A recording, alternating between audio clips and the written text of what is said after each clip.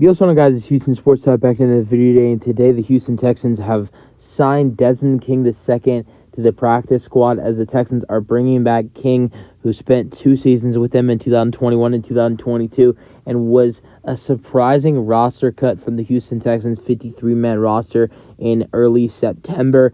I gotta say, I am so excited to have Desmond King back. I was so upset when the Texans cut Desmond King. I thought he was going to be a big part of this Texans defense with DeMeco Ryans coming in to run this group.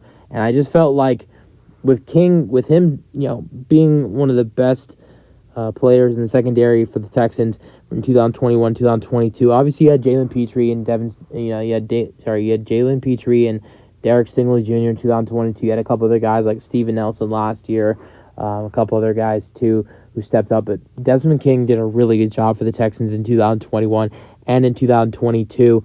And that was with a crap defense that the Texans had and not a good head coach. So just imagine how Desmond King would have been with this Texans team coming in if, his playing time might have gone down a little bit for the Texans. But imagine how good he'd be with a guy like DeMeco Ryans running this group and this defense being better.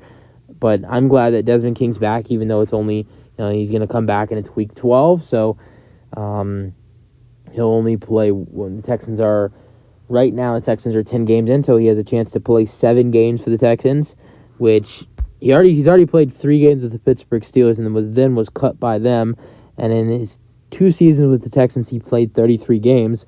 Let's go over his stats. The Texans are signing him to the practice squad, by the way.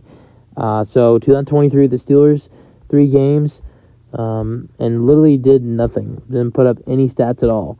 But 2022 with the Texans, 17 games, 13 starts, 2 interceptions, returning for them for 30 yards. His longest was a 29-yard return. Had 8 passes defended for 1 fumble and 2 fumble recoveries, returning those for 20 yards. Had 89 tackles for 10 tackles for loss, 2 QB hits.